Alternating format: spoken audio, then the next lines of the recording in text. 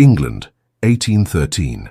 The golden light of autumn filtered through the tall windows of Greystone Manor, casting long shadows across the polished marble floor. Flora Ashford, Duchess of Westmere, stood alone in the grand entrance hall, her fingers tracing the intricate patterns on a letter that had just arrived. 7 years had passed since she had accepted her fate as the wife of a man whose heart belonged to another. 7 years of solitude within the walls of a marriage that existed only on paper.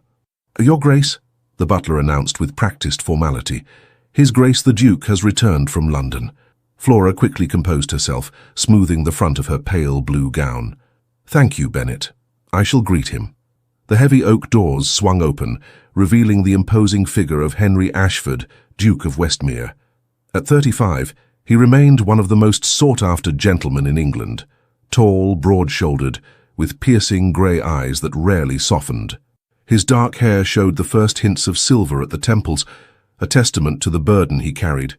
"Your Grace," Flora curtsied, the practiced smile firmly in place. "I trust your journey was pleasant?" Henry barely glanced at her, handing his hat and gloves to the waiting footman. "As well as can be expected. I have correspondence to attend to. I shall take dinner in my study." Without waiting for her response, he strode past her, his boots echoing against the marble floor. The familiar scent of sandalwood and leather lingered in his wake, the closest Flora ever came to her husband's presence. A maid approached cautiously. "Your Grace, shall I have a tray prepared for you as well?" "No, Eleanor. I shall dine in the small sitting room." Flora maintained her composure until Henry disappeared up the grand staircase. Only then did she allow her shoulders to drop, the mask of the perfect Duchess momentarily slipping. Lady Constance Harrington, Flora's closest confidant and companion, emerged from the drawing room. At 40, with kind eyes and a sensible nature, she had been Flora's anchor in the turbulent waters of aristocratic life. "He returns like a storm cloud," Constance observed quietly.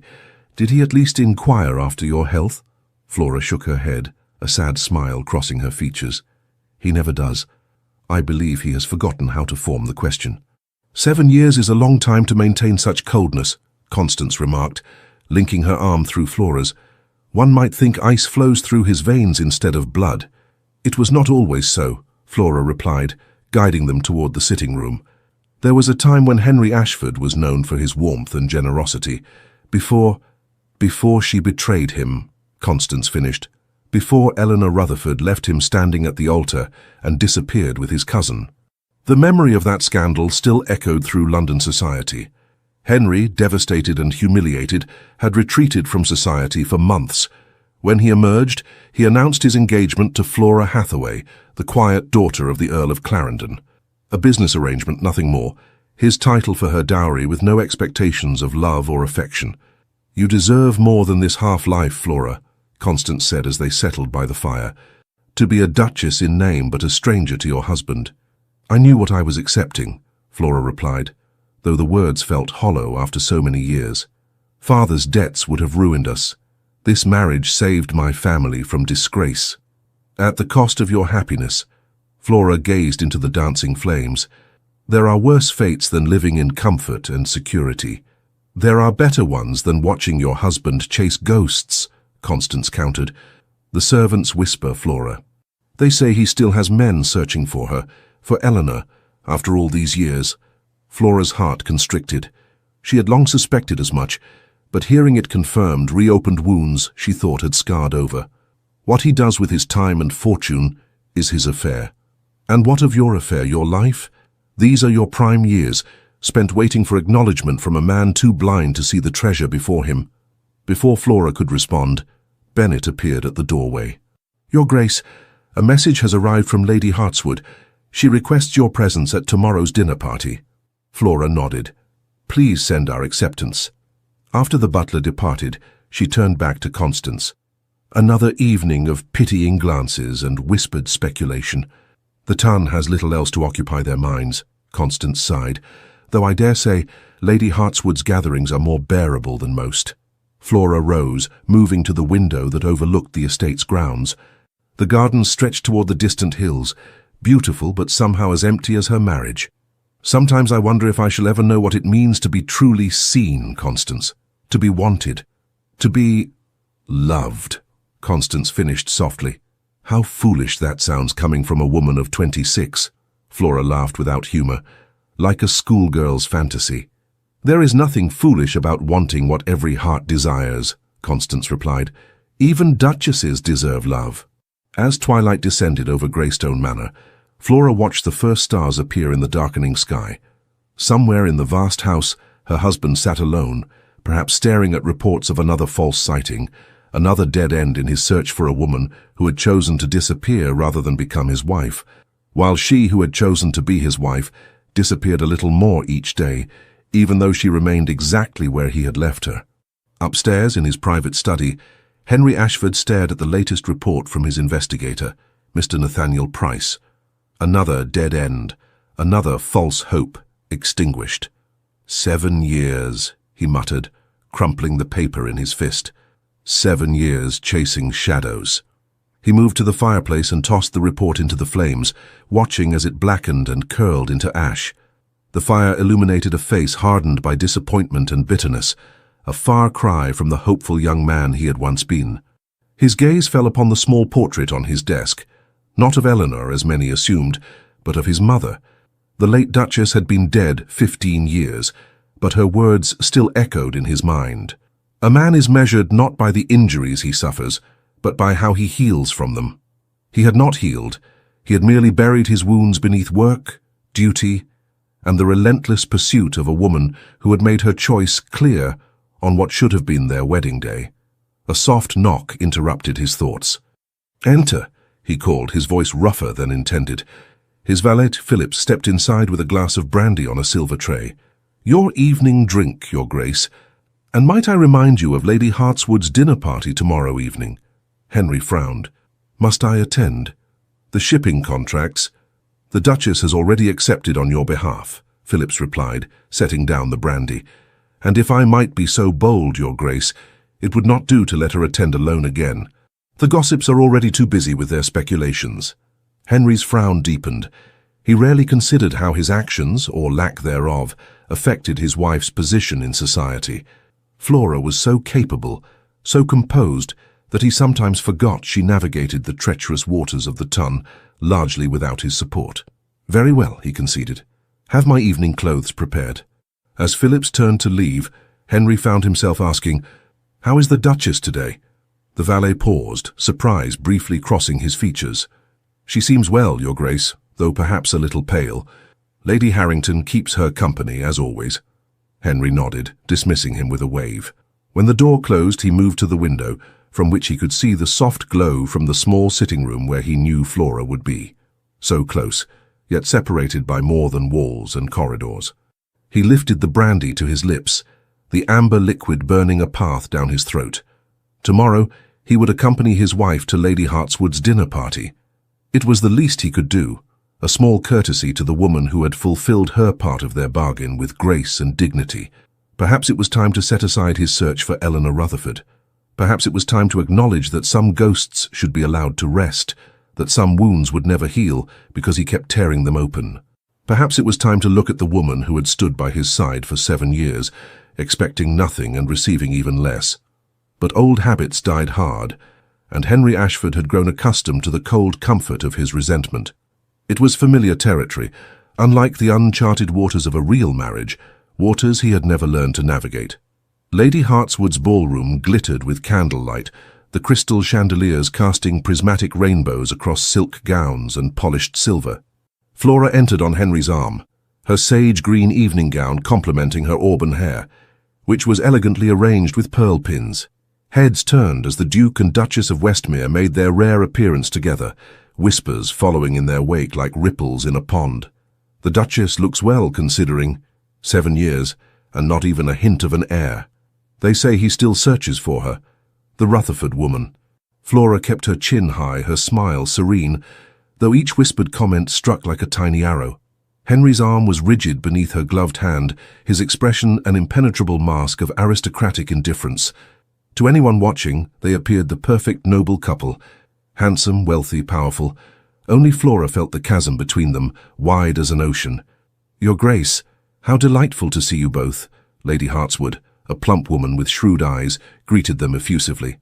"It has been an age since you graced my humble gatherings, Your Grace," she added, addressing Henry directly.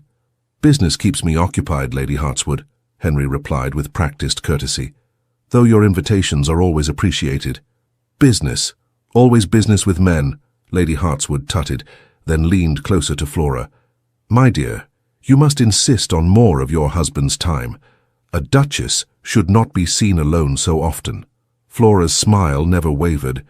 "His Grace's enterprises support many families throughout England. I would be selfish indeed to demand more of his attention." Henry glanced at her, something unreadable flickering in his grey eyes. "Well said, my dear," Lady Hartswood nodded, "though I dare say England's economy might survive if the Duke attended a few more social gatherings. Do circulate, both of you. Lord Brighton is most anxious to discuss shipping routes with you, Your Grace." As they moved through the crowded ballroom, Flora felt Henry's hand settle at the small of her back, a gesture so unexpected that she nearly stumbled. "You defend my absence admirably," he said quietly, "though Lady Hartswood is not entirely wrong." "It is not my place to criticize your choices, Your Grace," Flora replied, her gaze fixed ahead. "Is that not a wife's prerogative?" A hint of wry humor colored his tone. Flora finally looked up at him, surprised. "I believe you made it clear from the beginning that ours was not to be that kind of marriage." Something darkened in his expression. "Indeed." Before he could say more, they were interrupted by the Earl of Montrose, an elderly gentleman with a fondness for political discourse. "Westmere, just the man I wanted to see. What do you make of this business with the American trade embargoes?" Henry excused himself, leaving Flora standing alone at the edge of the ballroom. Within moments, Constance appeared at her side. "I saw you enter with the Duke," Constance observed. "I nearly swooned from shock." Flora smiled despite herself. Phillips must have reminded him of his social obligations. "Or perhaps he finally realized he has the most elegant wife in London," Constance suggested, handing Flora a glass of champagne. "You look beautiful tonight, my dear. That shade of green brings out the gold in your eyes." "Thank you." Flora sipped the sparkling wine, though I doubt Henry noticed. "Do not be so certain." Constance nodded subtly toward the far side of the room, where Henry stood with the Earl and several other gentlemen. "He has glanced in your direction no less than 3 times since leaving your side. Probably ensuring I am not embarrassing him," Flora dismissed, though her heart quickened at the thought. "Lady Clarendon approaches," Constance warned under her breath. "Brace yourself." Flora turned to see her mother, the Countess of Clarendon, sweeping toward them in a gown of deep burgundy. At 48, Lady Clarendon remained a striking woman, though years of social climbing had etched permanent lines of calculation around her eyes. "Flora, darling," the Countess air-kissed both her daughter's cheeks. "What a pleasant surprise to see the Duke in attendance. Perhaps you have finally taken my advice." "Good evening, Mother," Flora replied evenly. "What advice would that be?" "To make yourself more indispensable to your husband." Lady Clarendon's gaze travelled meaningfully down to Flora's midsection. "A duchess without an heir is in a precarious position, my dear. 7 years is a long time to leave such matters unattended." Heat flooded Flora's cheeks. "Mother, please." "Lady Clarendon," Constance interjected smoothly, "have you seen Lady Hartswood's new Sèvres porcelain? I believe she acquired it directly from France, despite the embargo. Most impressive." The Countess was not so easily diverted. "I only have your best interests at heart, Flora. The ton talks, and your situation grows more peculiar with each passing season." She lowered her voice. "There are rumors that the Duke still pines for that Rutherford girl, that he keeps investigators on retainer, searching for her.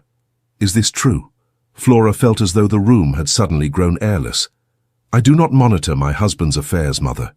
"Perhaps you should," the Countess replied tartly, "before they become common knowledge and make you an object of even greater pity." "Lady Clarendon," Lord Hartswood's booming voice saved Flora from having to respond. "You must settle a wager for us. Was it in 97 or 98 that the Prince Regent caused that scandalous scene at your summer ball?" As her mother was drawn away, Flora exhaled slowly, her hands trembling slightly around her champagne glass.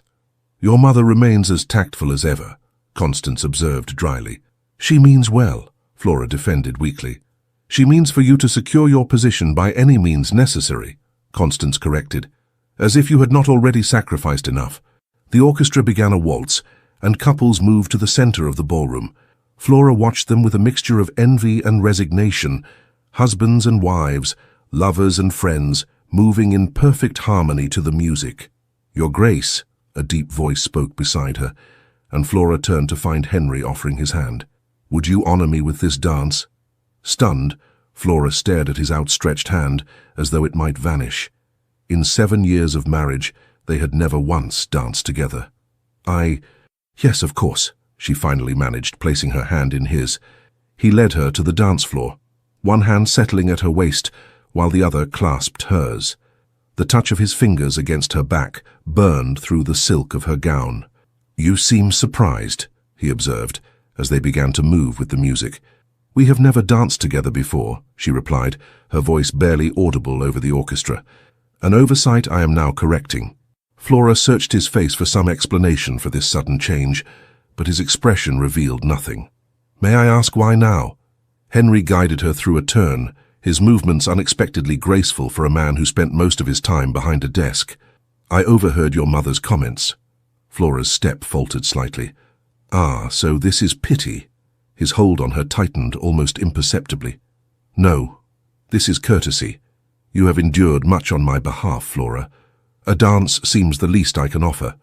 They continued in silence for several measures, their bodies moving in perfect coordination, despite the distance between their hearts.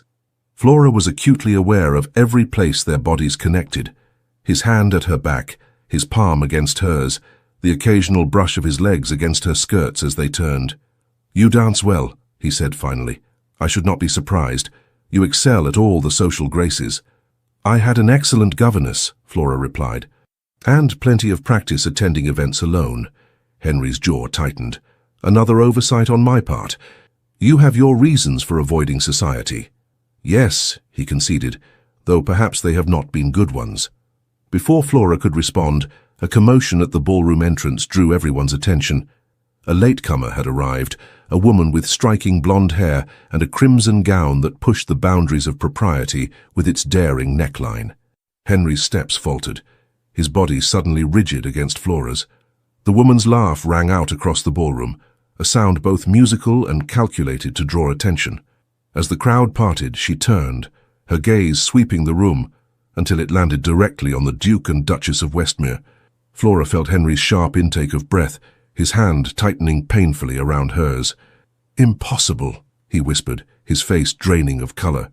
And in that moment, Flora knew with terrible certainty exactly who had just entered Lady Hartswood's ballroom.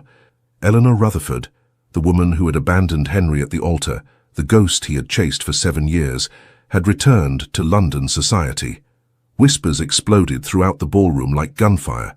Flora felt Henry's arm grow rigid beneath her hand, his breathing shallow as he stared at the woman who had shattered his heart 7 years ago.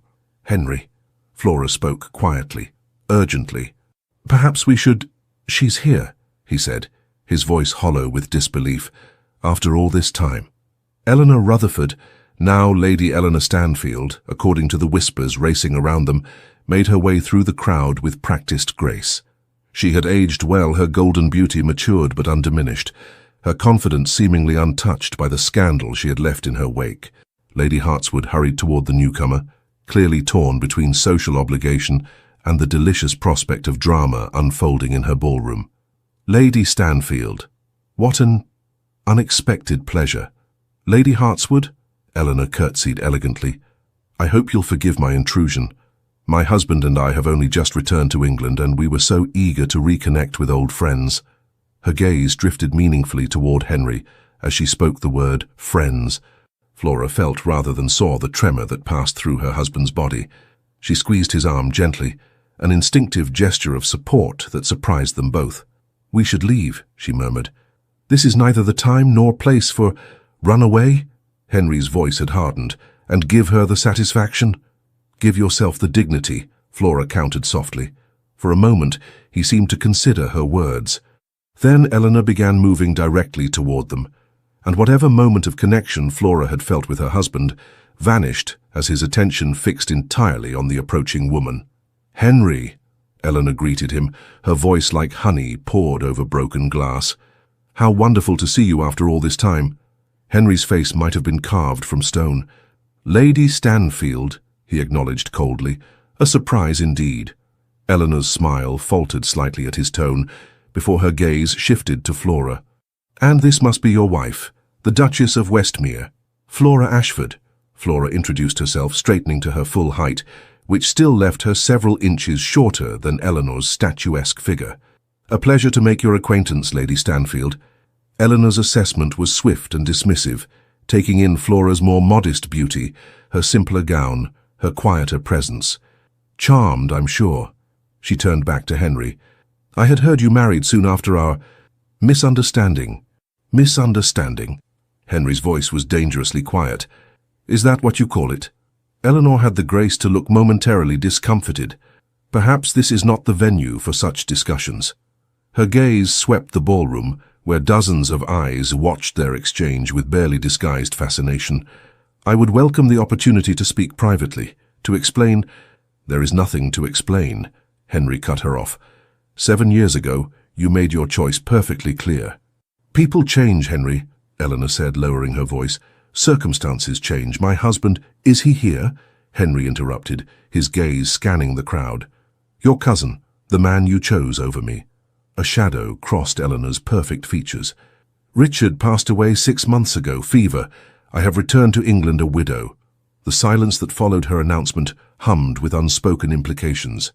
Flora felt the floor shifting beneath her feet, as though the carefully constructed world she had built around her marriage was beginning to crumble. "I am sorry for your loss," she said, when Henry remained silent, the words automatic, a duchess's training overriding personal feelings. Eleanor acknowledged the condolence with a slight nod.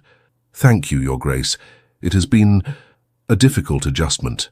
Her eyes returned to Henry. "One realizes in grief the true value of connections abandoned." Before Henry could respond, the orchestra began another waltz. Eleanor's perfect lips curved into a smile that held both invitation and challenge. "For old time's sake, Henry. One dance to show there are no hard feelings." Flora felt Henry's hesitation like a physical pain. 7 years of marriage, and he had danced with her only once, moments ago. Yet here was Eleanor, returned from the dead like Lazarus, asking for the same courtesy and causing him to waver. "I believe my husband and I were about to depart," Flora said, summoning every ounce of dignity she possessed. "The hour grows late." Henry looked down at her, something like surprise in his expression, as though he had forgotten she was there. "Yes," he said finally. "We were leaving. Another time, perhaps, Lady Stanfield." Eleanor's smile dimmed, but she recovered quickly. "Of course, I shall be in London for the season. We will have ample opportunity to renew our acquaintance." As they turned to leave, she added, "I am staying at Grosvenor Square. My late husband's family keeps a house there, should you wish to call." Flora felt Henry's step falter, though he did not look back. With as much composure as she could muster, she guided him through the crowd, accepting their cloaks from the footman, and stepped into the cool night air. Their carriage waited at the end of the gravel drive. Henry helped her in mechanically, his movements distracted, his mind clearly elsewhere. As the carriage pulled away from Lady Hartswood's illuminated mansion, silence stretched between them, thick with unspoken fears and questions. Through the window, Flora watched the stars, bright and cold in the autumn sky, wondering if this was how it felt to lose something she had never truly possessed. "She's back," Henry finally said, his voice flat. Flora nodded, not trusting herself to speak. "A widow," he continued, almost to himself. "After all this time." "Yes," Flora managed. "Quite convenient." Henry's gaze snapped to her face, his expression suddenly alert. "What do you mean?" Flora clasped her hands tightly in her lap. "Nothing. It is not my place to speculate on Lady Stanfield's motivations." "But you have an opinion." "Everyone will have an opinion, Your Grace. I doubt mine matters more than most." Henry leaned forward, his eyes intent upon her face. "I would hear it nonetheless." Flora took a steadying breath. "Very well. I think it peculiar that having abandoned you for your cousin, having made no contact for 7 years despite your—" She hesitated. "Your efforts to locate her, she should reappear in London society immediately following her husband's death, making a spectacle of your past connection." "You think she has designs," Henry stated flatly. I think a widow with a tarnished reputation might look favorably upon reconnection with a duke, Flora replied carefully, particularly one whose fortune has only increased in her absence. Henry sat back, his expression unreadable in the dim carriage light. You believe she aims to entrap me again. I believe she aims to secure her future, Flora corrected. Whether that includes you would depend on what other prospects she finds available. A bitter laugh escaped him. How pragmatic you are, Flora, always seeing the practical angle. A necessary skill for a duchess in name only, she replied quietly. Henry fell silent at that, turning to stare out the window as London's streets passed by. When he spoke again, his voice held a weariness that surprised her. 7 years, he said, 7 years searching, wondering, imagining explanations, and now she simply returns. As though stepping back onto a stage, she temporarily exited. What will you do? Flora asked, dreading the answer but needing to know. Henry's gaze remained fixed on the passing shadows. I don't know. It was perhaps the most honest thing he had ever said to her. 3 days passed following Lady Hartswood's dinner party, 3 days in which Henry retreated further into his study, emerging only for meals that he barely touched. Flora maintained the household routines, received callers, and pretended not to notice the letter delivered by messenger from Grosvenor Square, a letter her husband quickly pocketed, his face carefully blank. On the morning of the 4th day, Flora sat in the morning room with Constance, reviewing correspondence when Bennet entered with the day's post and newspapers. The latest scandal sheets have arrived, Your Grace, he announced with careful neutrality, though Flora detected a note of concern in the old butler's voice. Thank you, Bennet, she replied, reaching for the stack. The moment he departed, Constance leaned forward. Well? What are they saying? Flora's hands trembled slightly as she unfolded the first paper, her eyes scanning until she found what she feared. Society sensation. The return of the runaway bride, she read aloud. Lady Eleanor Stanfield, née Rutherford, whose dramatic flight from the altar 7 years ago left the Duke of Westmere bereft, has returned to London a widow. Observers at Lady Hartswood's gathering noted a tense reunion between the former lovers, with the current Duchess of Westmere looking on. One wonders what the Duke makes of this unexpected development, particularly given the widely known circumstances of his hasty marriage to the daughter of the nearly bankrupt Earl of Clarendon, mere months after Lady Rutherford's departure. Flora set the paper down, her cheeks burning. Vultures, Constance spat. They twist the knife with such elegant phrasing. It is no more than I expected, Flora said, though the words stung nonetheless. Hasty marriage. Nearly bankrupt Earl. Sires, they might as well have written convenient financial arrangement. Your marriage has been a model of propriety, Constance insisted. Whatever its origins, you have been a credit to the Westmere name. A name that will die with Henry, if we continue as we have, Flora replied softly. Another fact that Tunn has not failed to notice. Before Constance could respond, the door opened again. This time it was Mrs. Hughes, the housekeeper, appearing unusually flustered. Your Grace, forgive the intrusion, she said, curtsying quickly. There is a situation that requires your attention. Flora set aside the newspapers. What is it, Mrs. Hughes? A young woman has arrived claiming to be... The housekeeper hesitated, glancing at Constance. Lady Harrington has my complete confidence, Flora assured her. Please continue. Mrs. Hughes lowered her voice, despite the closed door. She claims to be the late Mr. Richard Stanfield's sister, Your Grace. Miss Victoria Stanfield. Flora felt her heart sink.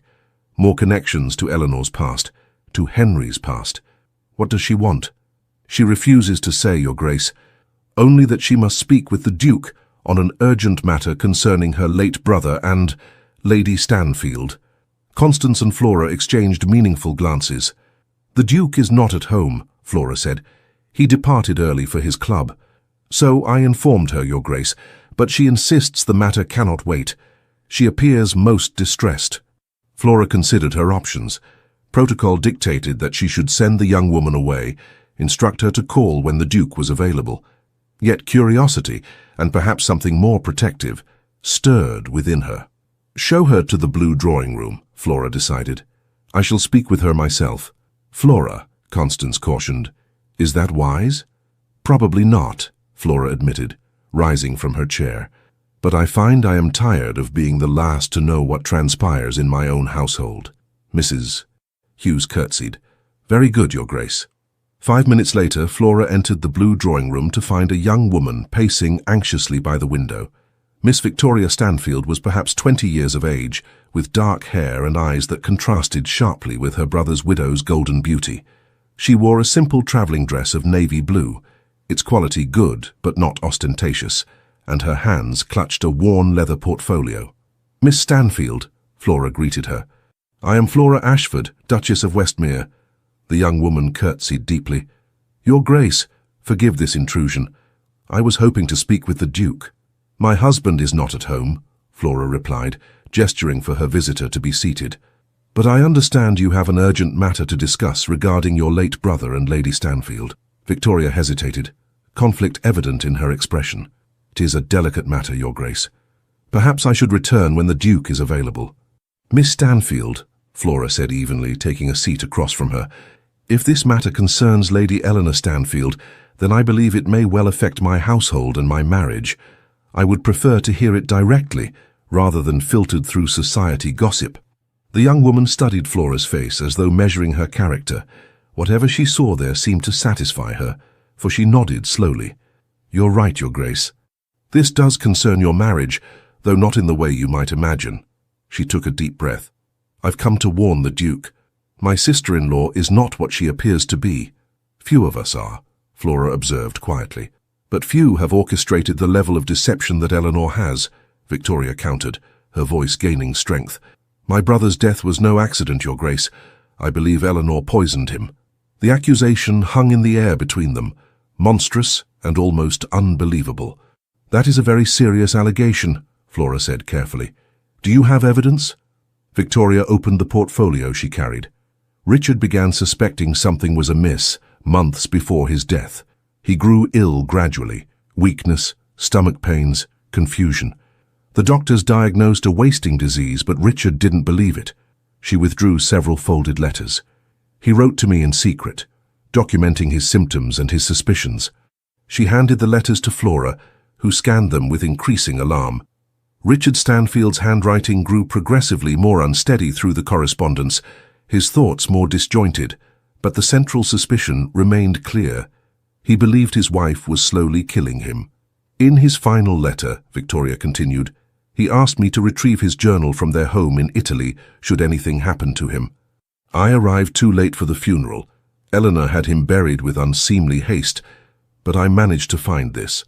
She produced a small leather-bound book. It details not only his suspicions about Eleanor, but also something I believe will interest the Duke greatly, the true story of why she abandoned him 7 years ago. Flora's hands trembled slightly as she accepted the journal. Why bring this to us? Surely the authorities would do what? Victoria interrupted bitterly. The word of a spinster against a beautiful widow of good family. I have no proof that would satisfy a magistrate. The body is buried, no examination was performed, but I know my brother, Your Grace. He was not a fanciful man. Her eyes filled with tears. And I know what I saw in Italy. Eleanor administering medicine that only seemed to worsen his condition. Eleanor, meeting secretly with a man I later discovered, was a chemist known for creating undetectable poisons. And now she has returned to London, Flora murmured. To Henry. Yes, Victoria nodded grimly.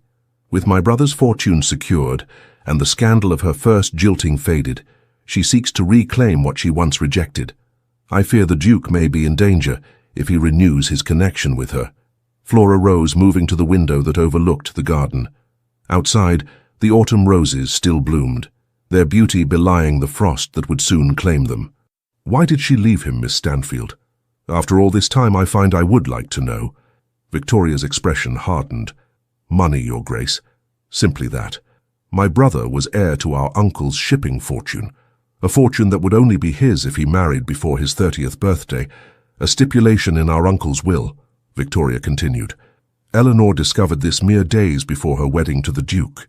She also learned that my brother stood to inherit significantly more than the Duke's fortune was worth at that time.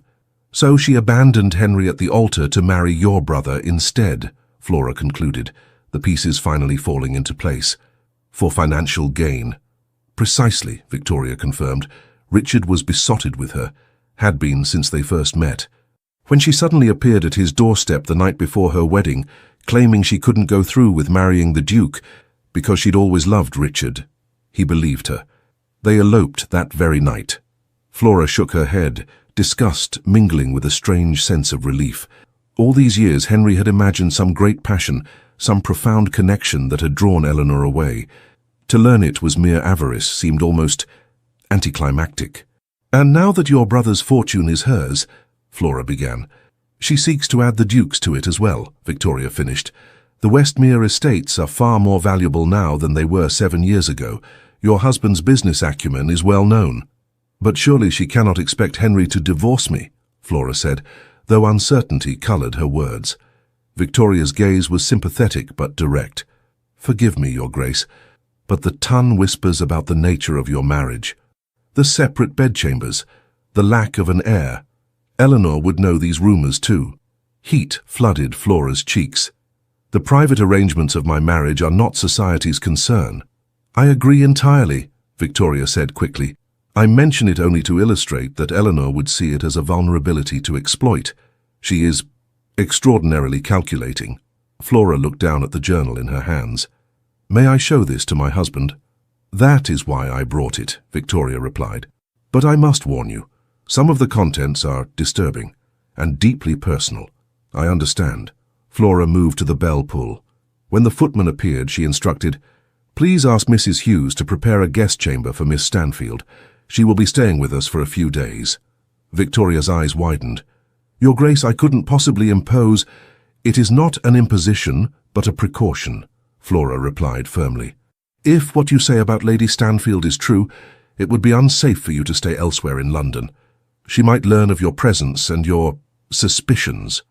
Understanding dawned in Victoria's expression. "You are very kind, Your Grace." "Not kind," Flora corrected. "Practical. Now you must be tired from your journey. Rest, and we shall speak again when the Duke returns." After seeing Victoria settled, Flora retreated to her private sitting room with Richard Stanfield's journal. For hours she read, her horror growing with each page. The journal documented not only Richard's gradual poisoning, but also Eleanor's numerous infidelities, her extravagant spending of the Stanfield fortune, and her occasional references to the fool Duke she had left behind. The most damning entries were those from Richard's final months. His handwriting grew increasingly unsteady, his thoughts disjointed, yet his suspicions remained clear. March 15th, 1813. The pain grows worse. E. Brings tea each night, insisting it will help. I notice the symptoms worsen after I drink it. Today I only pretended to sip, emptying it into the potted plant when she left. My head was clearer this evening. March 28th, 1813. Confronted E. about the medicine. She wept, claimed I was becoming paranoid. Perhaps I am. But I saw her meeting with that chemist again yesterday. What business has my wife with such a man? April 10th, 1813. Weaker today. Cannot hold the pen steady. Have written to Victoria. If something happens, she must know the truth. About E, about the fortune, about everything. By the time she heard Henry's carriage in the drive that evening, Flora's hands were steady and her mind clear.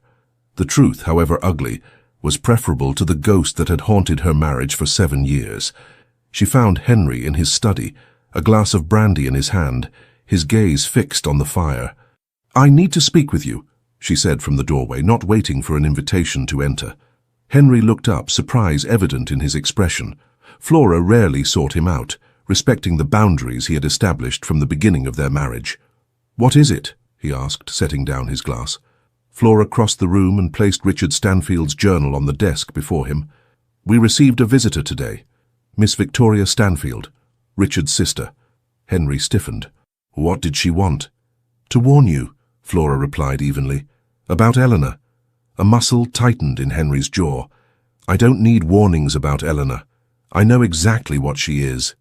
"Do you?" Flora challenged gently. "Read the journal, Henry. Then tell me if you still believe that." She turned to leave, but his voice stopped her. "Did you read it?" Flora paused at the door. "Yes. And what did you learn about the woman I almost married?" "That you had a fortunate escape," Flora answered. meeting his gaze directly. "And that she has returned to finish what she started 7 years ago.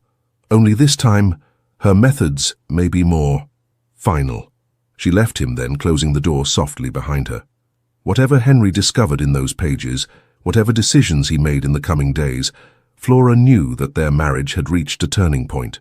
The comfortable distance they had maintained for 7 years could no longer protect either of them from the truths they had avoided. Long after midnight, Flora stood at her bedroom window, watching the moonlight cast silver patterns on the garden below. She had dismissed her lady's maid hours ago, but found sleep elusive, her mind too full of the day's revelations. A soft knock at her door startled her from her thoughts.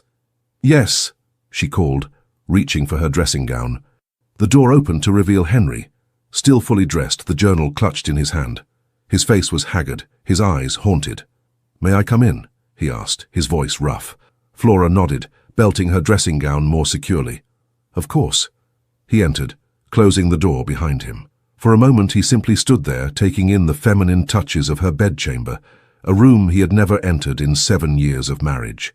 "I read it," he said finally, holding up the journal. "All of it." "I see." Flora remained by the window, uncertain what to say.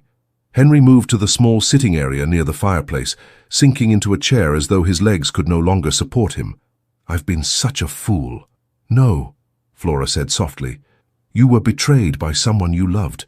There is no shame in that." He laughed bitterly. "Isn't there? 7 years, Flora. 7 years chasing a phantom, searching for answers, while all along—" He shook his head. "She left me for money. Simple avarice." "People have done worse for less," Flora offered, moving to sit across from him. "I received a letter from her," Henry confessed abruptly. "The day after the Hartswood dinner, she asked to meet, to explain everything. I nearly went." Flora's heart constricted. "What stopped you?" "You," he answered, surprising her. "What you said in the carriage that night, about her timing being convenient. It made me hesitate. And then Victoria arrived with this." He tossed the journal onto the small table between them, as though it were something unclean. "What will you do now?" Flora asked, the question that had hovered between them for days. Henry looked up, truly seeing her perhaps for the first time. "Protect what is mine. If what Richard suspected is true, Eleanor is dangerous. She poisoned her husband for his fortune. She might well attempt the same with me. She would have to get close to you first," Flora pointed out. "Yes," Henry agreed. "Which is why we must present a united front. No more separate appearances at social events. No more rumors of a marriage in name only." Flora felt her pulse quicken. "What exactly are you proposing, Henry?" He leaned forward, his gaze intent. "A real marriage, Flora, or at least the appearance of one, enough to convince Eleanor and the ton that there is no vulnerability for her to exploit." "I see," Flora said carefully, ignoring the sharp disappointment that lanced through her. So of course it was strategy, not sentiment, that brought him to her door. "And how long would this performance last?" "Until the danger has passed," Henry replied, his expression unreadable. "Until Eleanor realizes her schemes will not succeed and leaves London." Flora rose, moving back to the window, needing distance. "And if she doesn't leave?" "Then we maintain the charade," Henry said simply. "It shouldn't be difficult. You've played the perfect Duchess for 7 years already." "Yes," Flora agreed, her voice steady despite the ache in her chest. "I have some experience with pretense." Henry stood, crossing to her. "This isn't fair to you, I know. You agreed to a marriage of convenience, not this." "I agreed to be your wife," Flora corrected him gently, "in whatever capacity you required." Something flickered in his eyes. Regret, perhaps, or realization. "I haven't been a husband to you in any real sense of the word." "No," she acknowledged. "You haven't." They stood in silence for a moment, the moonlight casting both their faces in silver and shadow. "Tomorrow," Henry said finally, "I'll have my things moved to the connecting suite." He gestured to the door that had remained locked since their wedding day, the door that led to what should have been the Duke's chambers. "We'll begin appearing together at social functions, dining together, riding together in the park." "As you wish," Flora agreed, keeping her tone neutral. Henry hesitated, then reached out to touch her cheek, a gesture so unexpected that Flora nearly flinched. "Thank you," he said softly. for showing me the truth, for being steadfast all these years. Before she could respond, he withdrew his hand and moved toward the door. "Good night, Flora." "Good night, Henry," she whispered as the door closed behind him. Alone again, Flora pressed her fingers to her cheek, where his touch still lingered, wondering if it was possible to both gain and lose everything in the same moment.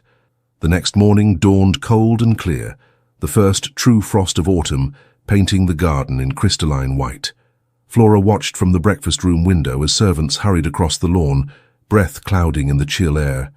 The frost seemed fitting, beautiful but temporary, like the new arrangement with her husband. "You're up early," Henry's voice came from the doorway.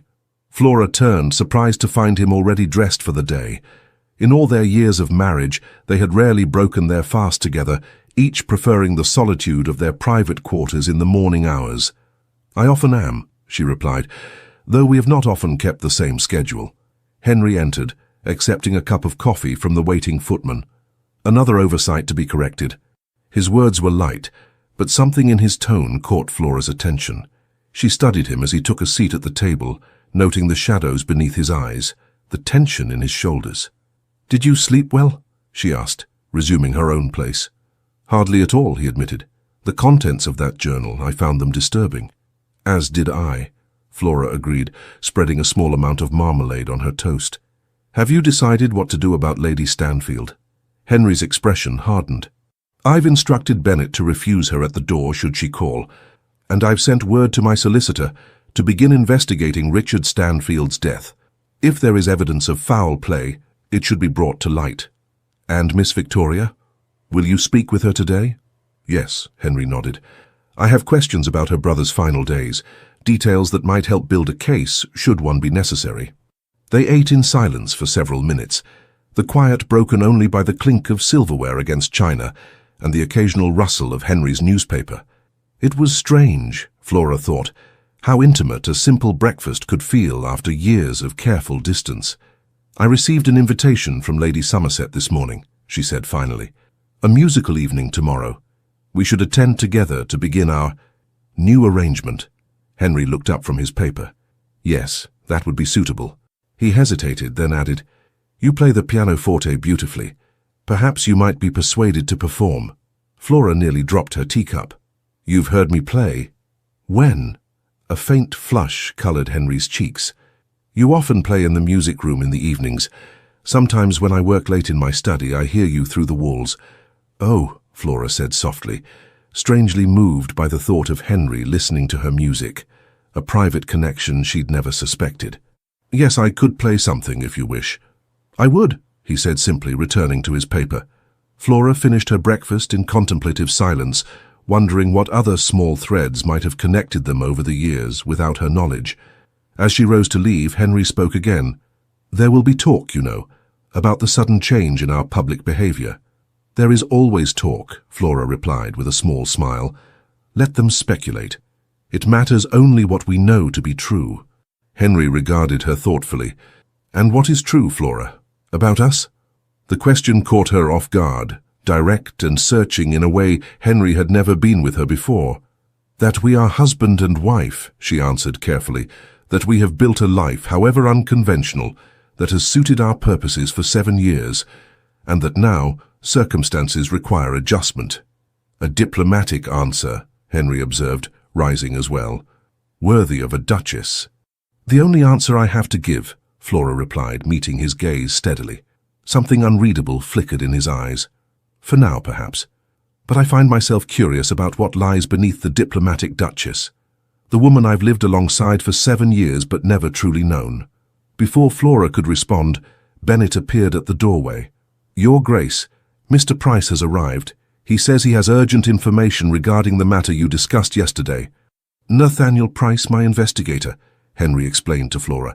"Show him to my study, Bennett. I'll be there directly." As the butler withdrew, Henry turned back to Flora. "Would you join us? This concerns you as well now." Surprised by the invitation, Flora nodded. "Of course." Together they walked to Henry's study, a room Flora had rarely entered during their marriage. It was distinctly masculine, with dark leather furniture, oak-paneled walls, and shelves lined with leather-bound volumes. A large desk dominated one end, while a comfortable seating area surrounded the fireplace at the other. Nathaniel Price stood as they entered, bowing to them both. He was a slight, unassuming man with sharp eyes that missed nothing, precisely the qualities that made him an excellent investigator. "Your Grace," he greeted Henry, then turned to Flora. "Your Grace, a pleasure to see you again." "You have information, Price?" Henry asked, gesturing for them both to be seated. "Indeed, Your Grace, and most concerning." Price withdrew a notebook from his coat pocket. "As instructed, I began inquiries into Lady Stanfield's activities since her return to London. She arrived 3 weeks ago, taking a house in Grosvenor Square that belongs to her late husband's family. She brought with her a personal maid, a French cook, and a manservant, all hired in Italy." "Nothing unusual in that," Henry observed. "No, Your Grace. What is unusual is that she made contact with a certain apothecary in Covent Garden within 2 days of her arrival, a man named Simmons, known in certain circles for preparing specialized compounds." Flora exchanged a glance with Henry. "Poisons?" she asked quietly. Price nodded. "Among other things. Nothing that could be proven illegal, but his clientele tends toward the desperate or the dangerous." "Has she visited him again?" Henry asked. "Twice more, Your Grace. Most recently yesterday afternoon." Price consulted his notes. "She also made inquiries about your habits, Your Grace, your club, your preferred riding paths in the park, your business associations. She seems particularly interested in when you might be alone." A chill ran through Flora. "She means to approach him when I'm not present." "So it would appear, Your Grace," Price agreed. "There's more. Lady Stanfield has been making discreet inquiries about annulments and divorces among the peerage, specifically cases where marriages were dissolved due to lack of consummation." Flora felt heat rush to her face, even as her stomach knotted with dread. So Eleanor's plan was becoming clear. Isolate Henry, perhaps poison him slowly, as she had Richard Stanfield, while simultaneously investigating ways to invalidate his marriage. Henry's expression had darkened to something dangerous. "She plans comprehensively." "She does, Your Grace," Price confirmed. "There is one more thing. Lady Stanfield has arranged to attend Lady Somerset's musical evening tomorrow night." "As have we," Flora said, her voice steadier than she felt. "It seems the confrontation will come sooner rather than later." "So it would seem," Henry agreed, turning back to Price. "Continue your surveillance of Lady Stanfield. I want to know everywhere she goes, everyone she meets, and see what else you can discover about Richard Stanfield's death. His sister believes he was poisoned. Find out if there's evidence to support the claim."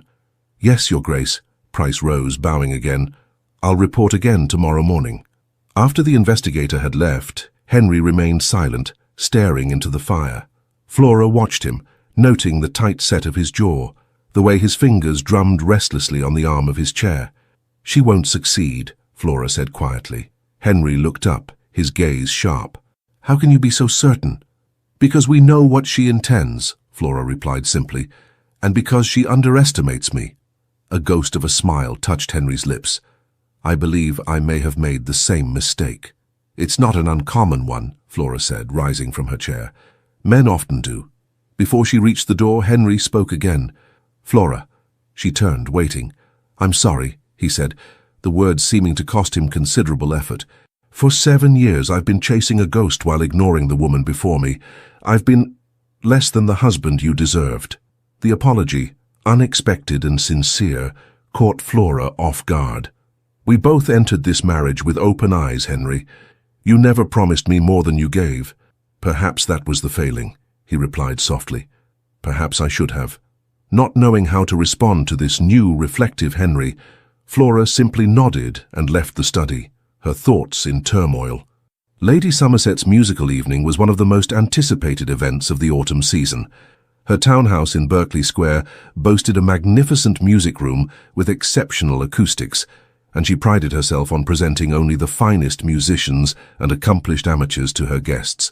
Flora felt every eye upon them as she and Henry entered the already crowded room. She wore a gown of deep crimson silk, more vibrant than her usual subdued palette, with Henry's grandmother's rubies at her throat and ears. Henry, resplendent in black evening wear, kept his hand at the small of her back, a gesture that raised eyebrows among those accustomed to the polite distance the Duke and Duchess typically maintained in public. "My dears," Lady Somerset hurried forward, her face alight with curiosity, poorly disguised as welcome. "How delightful to see you both, and looking so well, I must say." "You're too kind, Lady Somerset," Flora replied warmly. "We've been looking forward to this evening. Your musical gatherings are always exceptional." "Indeed they are," Henry agreed, his hand remaining possessively at Flora's waist. "I understand my wife has agreed to favour us with a performance tonight." Lady Somerset's eyes widened slightly. "Has she indeed? How wonderful. We shall place you after Miss Harrington's violin sonata, Your Grace." As their hostess moved away to greet other guests, Flora felt a ripple move through the crowd. Following the direction of the murmurs, she saw Eleanor Stanfield making her entrance. The widow wore a striking gown of midnight blue that displayed her golden beauty to perfection, her hair arranged in an elaborate style studded with sapphires. Her gaze swept the room until it found Henry, and a smile of calculated warmth curved her lips. She began moving in their direction, only to falter slightly when she noticed Flora at Henry's side, his arm now around her waist. "She's surprised to see us together," Flora murmured. "Good," Henry replied quietly. "Let her wonder." Eleanor recovered quickly, approaching them with practiced grace.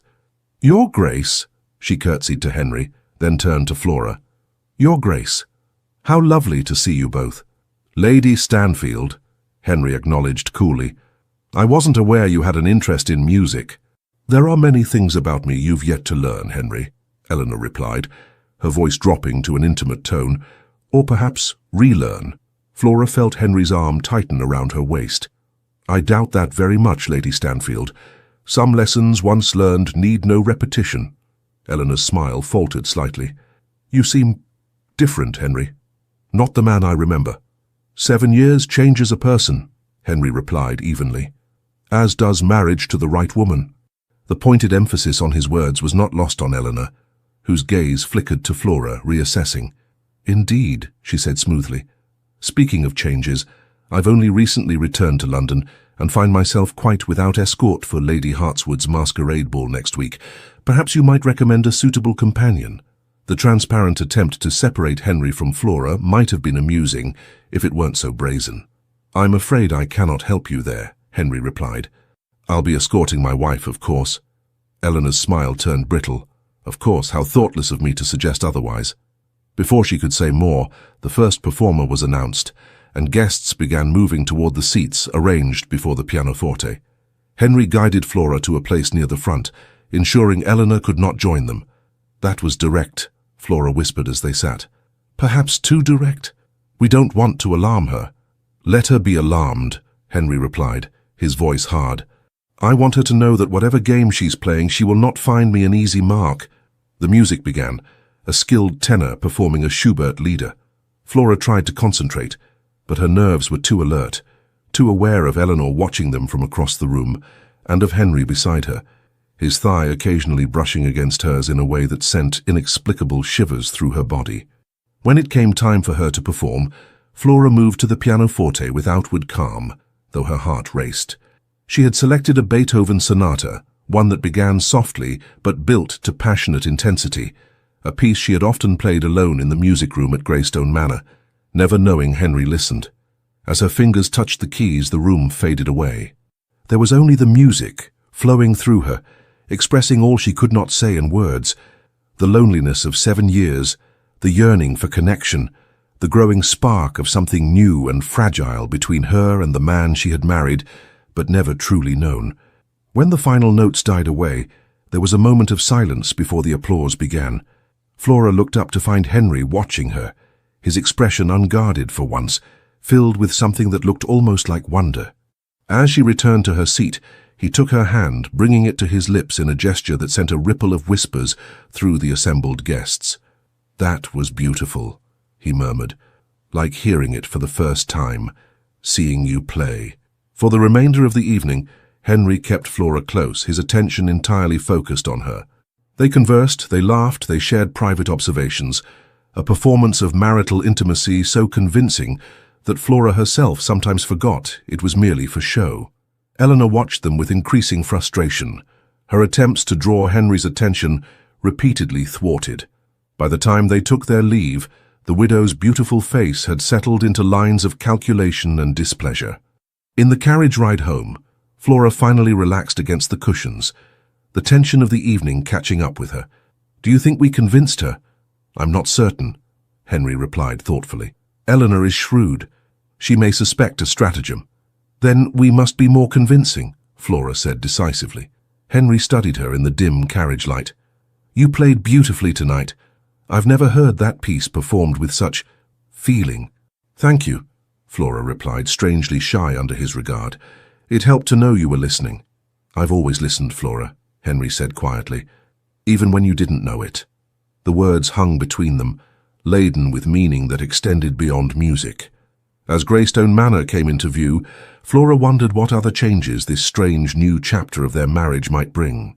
The following week brought a flurry of social engagements, each one an opportunity to present their united front to society and to Eleanor.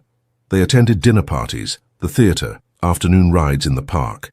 Everywhere they went, Henry remained attentive, solicitous, his hand often at Flora's elbow or the small of her back, his eyes frequently seeking hers across crowded rooms. The ton noticed, of course.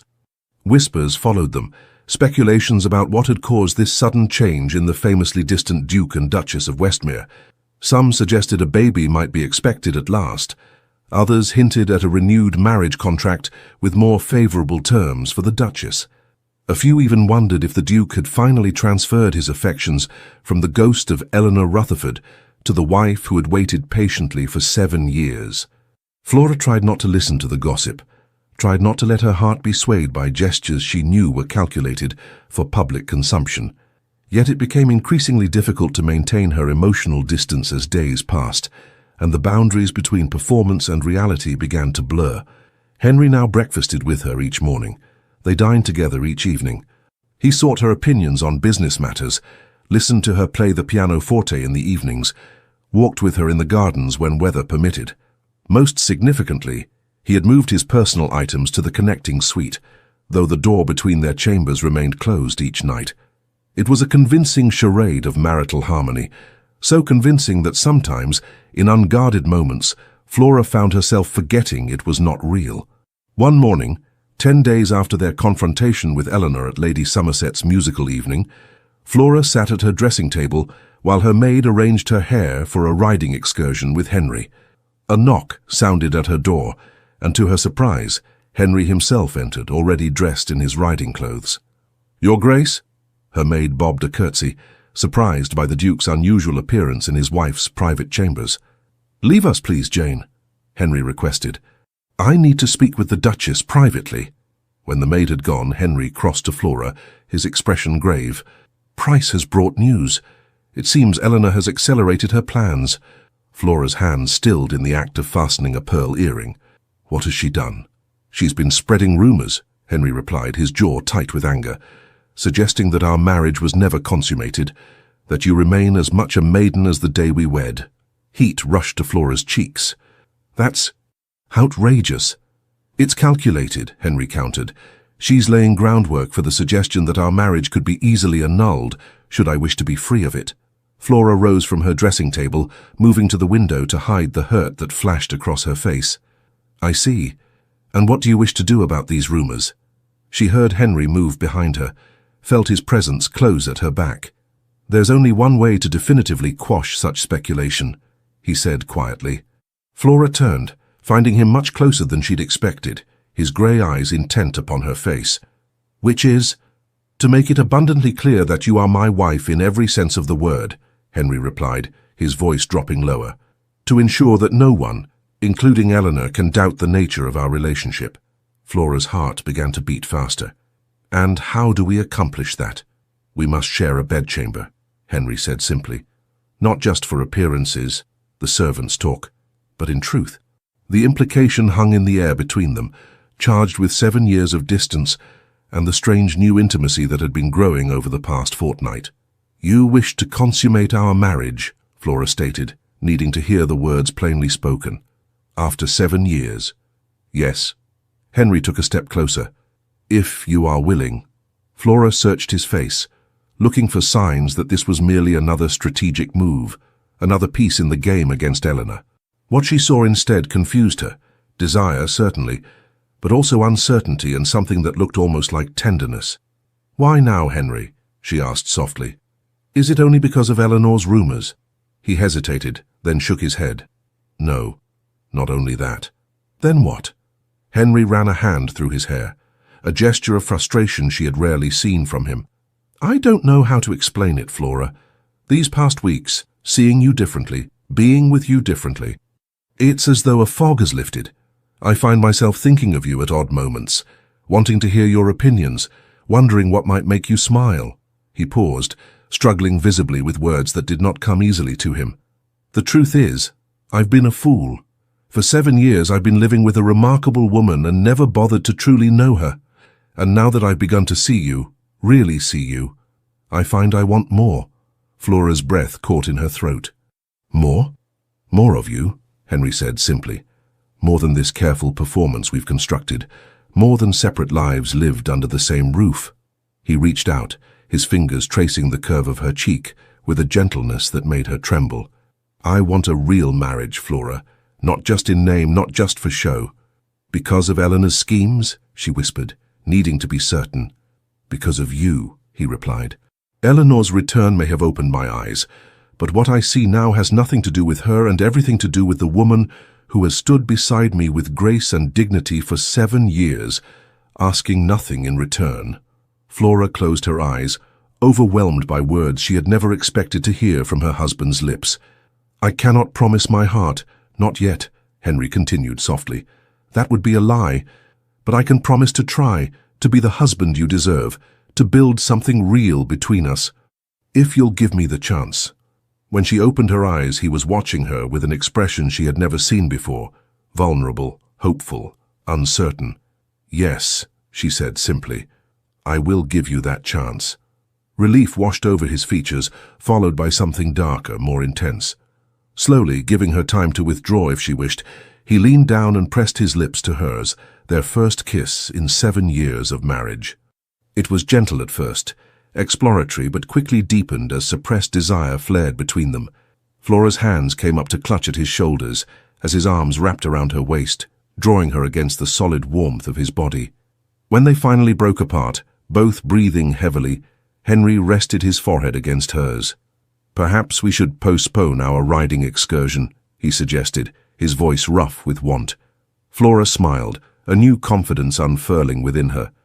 "I believe that would be wise, Your Grace." He captured her lips again, more urgently this time, and Flora surrendered to the knowledge that whatever had begun between them, whether born of strategy or genuine feeling, had irrevocably changed the nature of their marriage. For better or for worse, the winter of their discontent was finally beginning to thaw. Hours later, as afternoon shadows lengthened across the bedchamber, Flora lay in the circle of Henry's arms, her head pillowed on his chest, listening to the steady rhythm of his heartbeat. The intimacy they had shared had been both strange and familiar, the awkwardness of new lovers tempered by the deep knowledge of two people who had orbited each other's lives for 7 years. Henry's fingers traced idle patterns on her bare shoulder, his touch reverent in a way she had never imagined possible. "I should have done this years ago," he murmured, pressing a kiss to her temple. Flora smiled against his skin. "You weren't ready then." "No," he agreed. "I was too lost in bitterness, too focused on what I'd lost to see what stood before me." "And now?" she asked, raising her head to meet his gaze. Henry tucked a strand of auburn hair behind her ear, his expression thoughtful. "Now I find myself wondering how many other treasures I've overlooked through my own blindness." The tenderness in his voice brought a lump to Flora's throat. She had guarded her heart for so long, convinced that Henry would never see beyond the convenient arrangement of their marriage. To have him look at her now with such warmth, such consideration, was almost more than she could bear. "We should dress for dinner," she said, reluctant to break the spell, yet wary of allowing hope too much reign. Henry caught her hand as she moved to rise. "Flora," she turned back to him, questioning. "I meant what I said earlier," he told her earnestly, "about building something real between us. This wasn't just," he gestured to the rumpled bedding, "physical need." "I know," she assured him, though a small part of her still feared the transience of this new connection. "Do you?"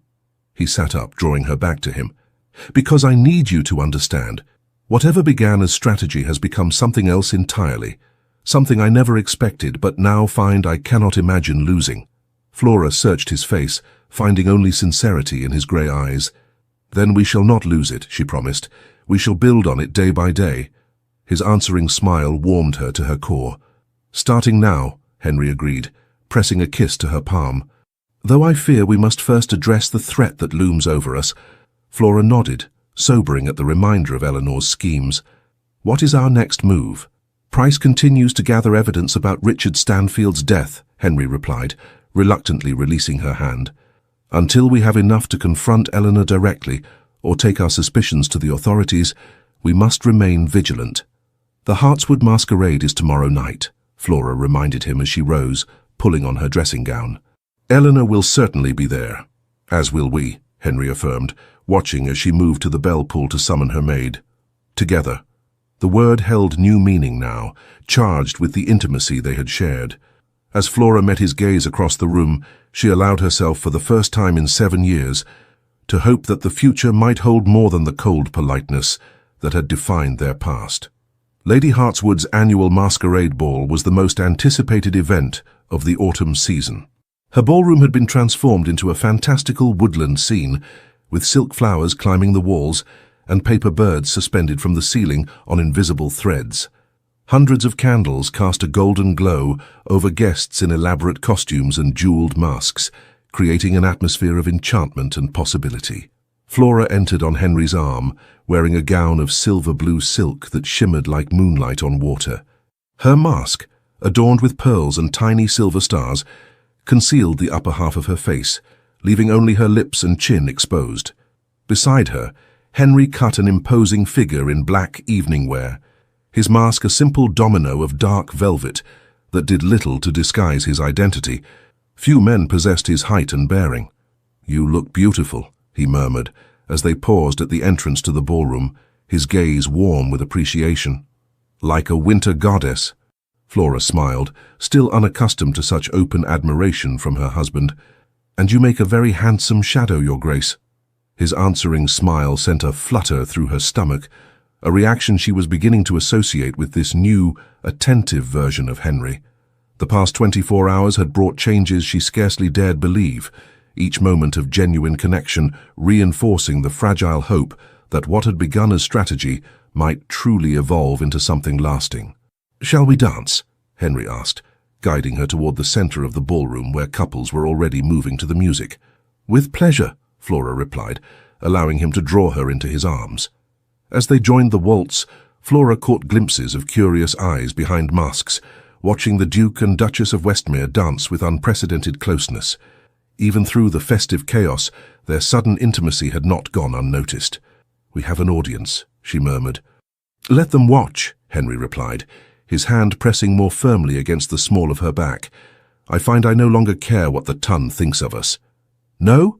Flora raised an eyebrow behind her mask. "And what of Eleanor? I haven't spotted her yet." "She'll be here." Henry's expression darkened momentarily. "But she too shall witness what everyone else sees, that the Duke of Westmere is entirely captivated by his wife." The words sent warmth cascading through Flora's chest. "Is he indeed?" she asked, her voice light though her heart pounded. Henry's gaze softened as it held hers. More than he ever thought possible. They danced in silence for several measures, each lost in private thoughts. Flora allowed herself to savor the sensation of being held in her husband's arms, their bodies moving in perfect harmony, as though they had been dancing together for years rather than days. As the music ended, Henry reluctantly released her.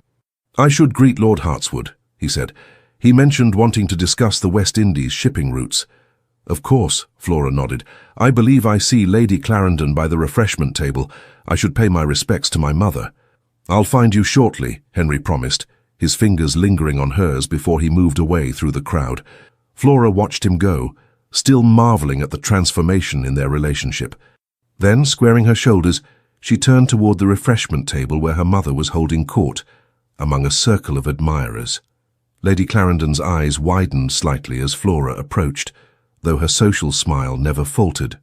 "My dear daughter," she greeted, air-kissing Flora's cheeks. What a charming costume. Silver becomes you. Thank you, Mother, Flora replied, accepting a glass of champagne from a passing footman. You look well. The Countess, dressed as a Roman empress in purple silk and a gold laurel wreath, preened slightly at the compliment. One does what one can with advancing years, she said modestly, though her expression suggested she considered herself to have triumphed magnificently over time's ravages. As the other guests drifted away, Lady Clarendon leaned closer, her voice dropping. I've been hearing the most interesting rumours, Flora, about you and the Duke. Have you indeed? Flora kept her tone neutral, though she couldn't suppress a small smile. They say you've become closer, her mother continued, shrewd eyes studying Flora's face. That the Duke hardly leaves your side these days. That he looks at you as though seeing you for the first time. Perhaps he is, Flora replied simply. Lady Clarendon's painted brows rose higher. My dear, has something changed? After all this time? Before Flora could respond, a ripple of whispers spread through the ballroom, drawing their attention. Eleanor Stanfield had arrived, and her entrance was nothing short of spectacular. Dressed as Cleopatra, she wore a gown of shimmering gold that clung to her statuesque figure, her blonde hair elaborately arranged and intertwined with gold serpents. Her mask, shaped like the wings of a golden falcon, highlighted her striking blue eyes. Even among the lavishly costumed guests, she commanded attention, her beauty heightened by the dramatic costume. The widow makes her move, Lady Clarendon observed dryly. Rather obvious, isn't it? Eleanor Stanfield has never favoured subtlety, Flora replied, watching as the blonde woman scanned the ballroom, clearly searching for someone. Her mother's gaze sharpened. You know her? We've been introduced, Flora said carefully. She was at Lady Somerset's musical evening. Understanding dawned in Lady Clarendon's eyes.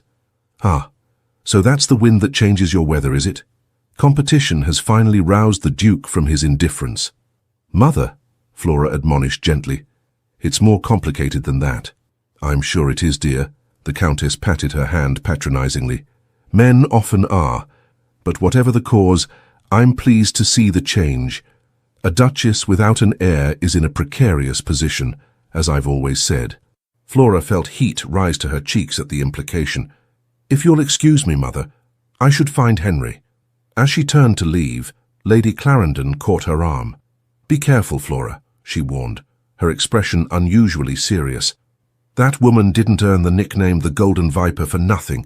She destroyed the Duke once before. Surprised by the genuine concern in her mother's voice, Flora nodded. I know, Mother, but Henry is not the same man he was 7 years ago. Let us hope not, the Countess replied, for both your sakes. Flora moved through the crowd searching for Henry while keeping one eye on Eleanor, who had begun working her way through the ballroom with calculated grace. The widow's path seemed random, but Flora noted she was gradually moving toward the corner, where Henry stood in conversation with Lord Hartswood and several other gentlemen. Before Flora could reach her husband, she felt a light touch on her arm. Turning, she found Miss Victoria Stanfield, dressed simply as a shepherdess in pale blue, her dark eyes anxious behind her modest mask. Your Grace, Victoria curtsied, forgive the interruption, but I must speak with you urgently. What is it, Miss Stanfield? Flora asked, drawing her toward a quieter alcove. She's here, Victoria said, her voice trembling slightly. And she's seen me. I didn't think she would recognize me in costume, but... Eleanor knows you're in London? Flora asked, alarmed. Victoria nodded. She was watching when I arrived, the way she looked at me. Your Grace, I fear she suspects I've spoken to the Duke about Richard's death. Flora glanced across the ballroom. Eleanor had nearly reached Henry's group, her golden gown gleaming in the candlelight. Stay close to me, she instructed Victoria. We'll join my husband immediately. Together they moved through the crowded room, Flora's heart racing as she saw Eleanor reach Henry's side. Even from a distance, she could see the widow's practiced smile, the way she placed her hand on Henry's arm as she spoke. By the time Flora and Victoria reached them, Eleanor was saying, Such a delightful surprise to find you here, Henry. I had begun to think you were avoiding me. Not at all, Lady Stanfield, Henry replied coolly, his gaze shifting to Flora as she approached, relief evident in his expression. Merely occupied with matters of greater importance. Eleanor turned, her smile faltering slightly as she saw Flora. Your Grace, what a charming costume, Silver suits you, though perhaps not as well as gold would have. I find silver has its own quiet strength, Flora replied evenly. Less ostentatious, perhaps, but more enduring. Eleanor's eyes narrowed behind her mask as she registered the subtle rebuke.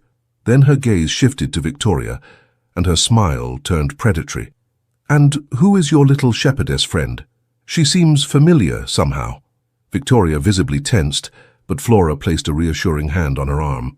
I believe you know Miss Stanfield quite well, Lady Stanfield. Your late husband's sister has been our guest these past weeks. A flash of genuine shock crossed Eleanor's face before she recovered her composure. Victoria, how unexpected. I had no idea you were in London. I arrived shortly after you did, sister, Victoria replied, her voice steadier than Flora had expected, though under different circumstances. Indeed, Eleanor's tone was dangerously sweet.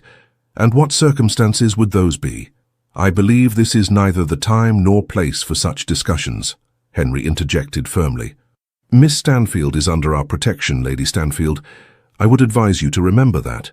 Eleanor's gaze moved between them, calculation evident in her blue eyes. How touching. The Duke and Duchess of Westmere, champions of orphaned spinsters. Her attention fixed on Henry. Though I wonder what your true interest might be, Henry. Victoria was always rather plain for your tastes. The deliberate cruelty of the remark hung in the air. Before either Henry or Flora could respond, Victoria stepped forward, her chin raised defiantly. My brother kept a journal, Eleanor, she said quietly. I found it after his death. All colour drained from Eleanor's perfect face. For a moment, her mask slipped, revealing naked fear beneath the practiced confidence. I don't know what you mean, she managed, though her voice had lost its melodic quality. I think you do, Henry said, his tone implacable. Richard documented his suspicions quite thoroughly, about his illness, about your meetings with the chemist, about your sudden interest in his will. Eleanor's gaze darted around the ballroom as though seeking escape. This is absurd, she hissed. You cannot possibly believe— We have the journal, Flora interrupted calmly, and Mr. Price has been investigating your activities since your return to London, including your visits to a certain apothecary in Covent Garden. Seeking headache powder, Eleanor protested, though her hands trembled visibly. This is slander, nothing more. I loved Richard. I nursed him through his illness. I mourned him. You murdered him, Victoria stated flatly. And you would have done the same to the Duke, given the opportunity. Eleanor's beautiful face contorted with fury. You have no proof. None that would stand in any court. Perhaps not yet, Henry acknowledged, but we have enough to destroy your reputation in society, enough to ensure that no gentleman of standing would consider aligning himself with you, enough to make your position in London untenable. For a long moment, Eleanor stood frozen, her gaze moving between them as she calculated her options. Then, abruptly, her demeanour changed, softening into the vulnerable beauty that had once captivated Henry. Henry, she said, her voice breaking slightly, surely you don't believe these absurd accusations, after what we meant to each other, after all this time? Flora felt a flicker of anxiety as Eleanor turned the full force of her charm on Henry. For 7 years, this woman had held his heart captive. Would he waver now, faced with her apparent distress? But Henry's expression remained unmoved, his grey eyes cold as he regarded the woman who had once been his fiancée. What we meant to each other, he repeated. You left me at the altar for my cousin and his fortune. You made me a laughingstock before all of society.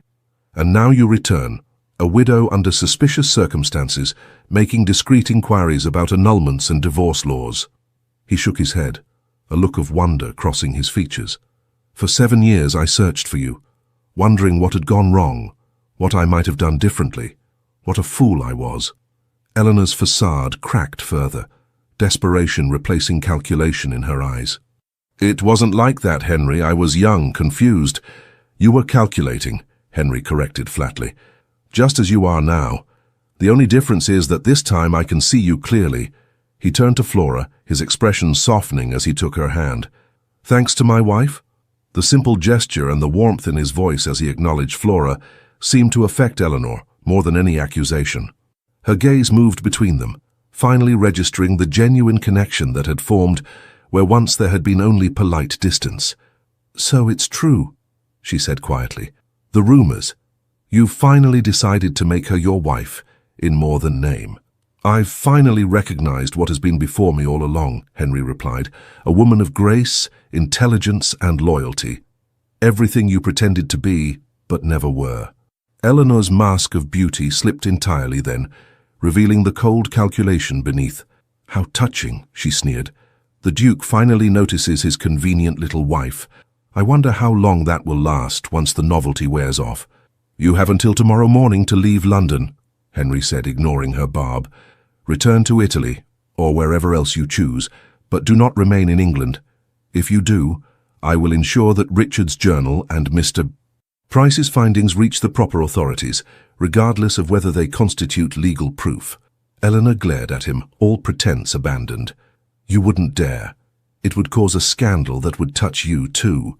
I would dare much more to protect my wife and my name, Henry replied evenly. The question is whether you wish to test that resolve.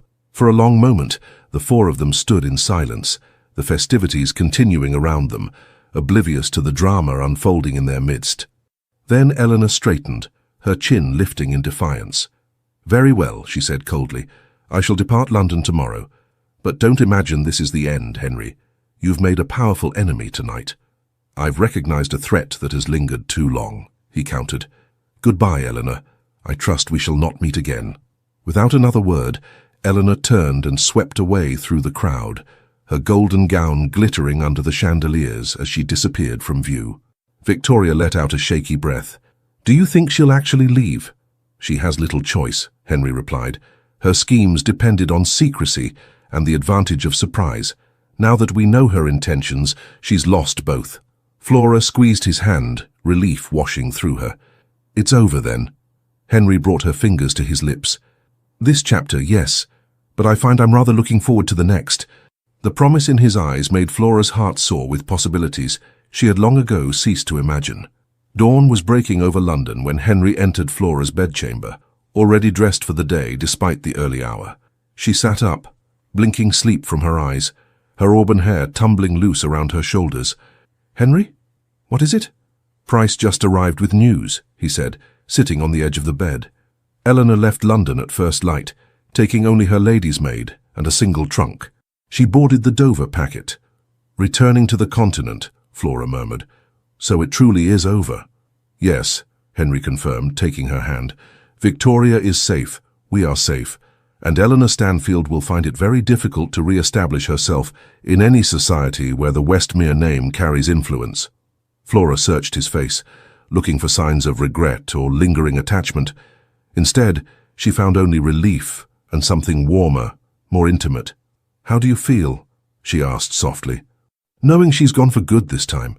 Henry considered the question, his thumb tracing circles on her palm. Liberated, he said finally, as though a weight I've carried for 7 years has finally been lifted.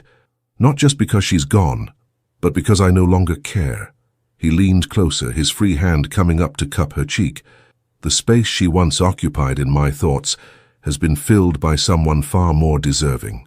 Flora's breath caught at the tenderness in his touch, the sincerity in his grey eyes. Henry, I know we began this, us, as a strategy against Eleanor's schemes, he continued, but somewhere along the way it became real for me. More real than anything I've felt in 7 years. He hesitated, then pressed on. I cannot promise you the innocent heart of the man I was before Eleanor's betrayal. That man is gone. But I can offer you the heart I have now, older, perhaps wiser, and entirely yours if you want it. Tears pricked at Flora's eyes, as the words she had never expected to hear fell from her husband's lips. Are you saying you love me, Henry? A smile curved his mouth. I believe I am, Flora Ashford, though I'm making rather a mess of it. Joy bubbled up within her, bright and effervescent as champagne. On the contrary, she whispered, drawing him closer. I think you're doing splendidly. His kiss was gentle at first, a question and a promise combined, before deepening into something more urgent, more passionate. When they finally broke apart, both breathless, Henry rested his forehead against hers. 7 years, he murmured. 7 years I wasted chasing ghosts when what I truly needed was here all along. Not wasted, Flora corrected softly, Perhaps we both needed those years. You to heal, me to grow stronger. Perhaps we weren't ready for each other until now. Henry pulled back to look at her, wonder in his expression. How did you become so wise, my Duchess? I had time to observe, she replied with a smile. 7 years of watching and waiting tends to clarify one's perspective. He gathered her close, his arms strong and secure around her. No more watching and waiting, Flora. From now on, we live, truly live together. As the first rays of sunlight streamed through the windows, painting the room in golden hues, Flora surrendered to the joy of being, at last, not just a duchess in name, but a woman truly and deeply loved by the man she had chosen 7 years before. The winter was over. Spring had finally come to Greystone Manor. The end. Dear listener, as we close this journey with Flora and Henry, perhaps you find yourself reflecting on the winters of your own life, those periods where the heart remains in waiting, where time seems frozen in a season of distance. Like Flora, many of us know silent patience, dignity in the face of indifference, love that persists even when unacknowledged. 7 years might seem a long time to wait for a new dawn, but in the wisdom of golden years, we know that time works in our favor, shaping us, strengthening us, preparing us. The beauty of this story lies not just in the rekindled romance, but in the truth it whispers to our spirit. It is never too late for the heart to awaken. It is never too late to see what has always been before us, to treasure what time and habit have rendered invisible. May this story be a gentle reminder that even in the longest nights of your life, dawn is on its way.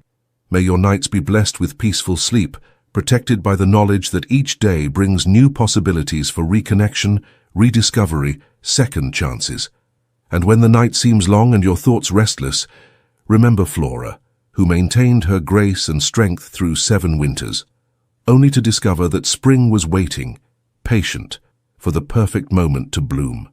May you rest peacefully tonight, wrapped in the certainty that for you too spring always comes, even after the longest winter.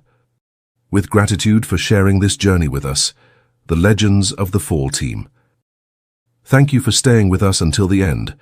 If this story moved you, we kindly invite you to subscribe to our channel, like, comment, and share this video with others who might be longing for tales of love, redemption, and second chances.